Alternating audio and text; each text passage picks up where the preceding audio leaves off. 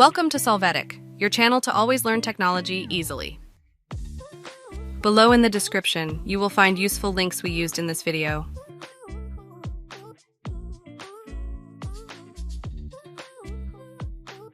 Today in Solvetic, we will see how to enable automatic hyperlink in Google Docs.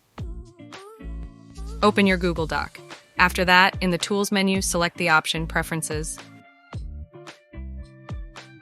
Now uncheck the box Automatically Detect Links, click on OK. Hey, remember to subscribe Solvetic channel.